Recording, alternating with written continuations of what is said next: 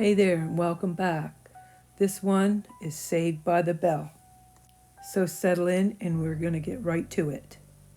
This one is definitely a conversation. We've all said it.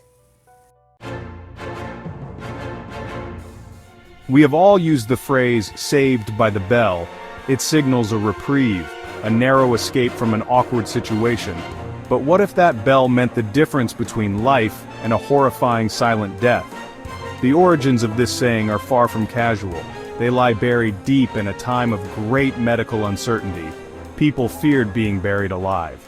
This was not a baseless phobia. It was fueled by chilling anecdotes and the limitations of medical science in the past. The bell, in its original context, was a desperate measure. Imagine a person pronounced dead, but a nagging doubt lingers. What if they awaken, trapped beneath 6 feet of earth? This terror led to strange rituals and desperate inventions. The phrase "saved by the bell" comes from one such invention. A small bell connected to the deceased offered hope. So, the next time you utter these words, pause. Consider their weight. This phrase is more than just a metaphor for a timely escape. It is an echo from a past where the fear of premature burial was real.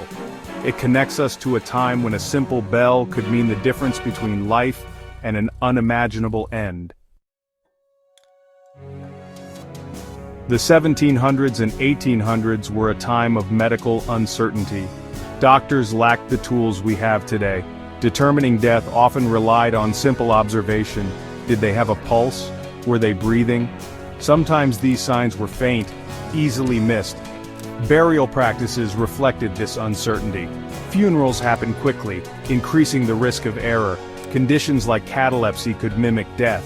A grieving family, trusting the doctor's pronouncement, would proceed with burial, unaware. The fear of being buried alive, known as taphophobia, was widespread. It was a genuine societal anxiety. People wrote wills with specific instructions to delay burial. Imagine waking up in a dark, confined space. This nightmare fueled the era's obsession with ensuring death was absolute before interment. Medical texts listed unreliable signs of death. The absence of breath was tested with a mirror or a feather. But in cases of very shallow breathing, these tests could fail. The state of medical science meant a person in a deep coma could easily be mistaken for dead. Evidence of premature burials, though often anecdotal, abounded. Stories circulated widely, fueling public fear.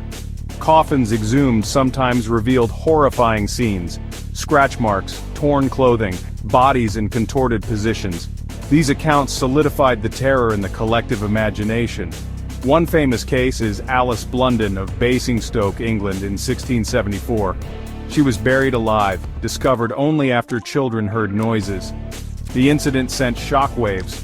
The problem was significant enough to attract medical professionals and inventors. Essays were written, societies formed to prevent premature burial. The uncertainty surrounding death diagnosis meant everyone felt vulnerable. This fear also manifested in literature and art. Edgar Allan Poe famously explored the theme in The Premature Burial. Faced with the terrifying prospect of premature burial, human ingenuity kicked into gear. The late 18th and 19th centuries saw a surge in patents for safety coffins. These were elaborate contraptions designed to give a mistakenly buried person a chance to signal for help. The most common feature was a signaling system, often involving a bell. A cord connected to the corpse's hand would ring a bell above the grave. This would alert anyone nearby. Beyond bells, some coffins included air tubes for ventilation. Despite the ingenuity, widespread adoption was limited. They were often expensive and their effectiveness questionable.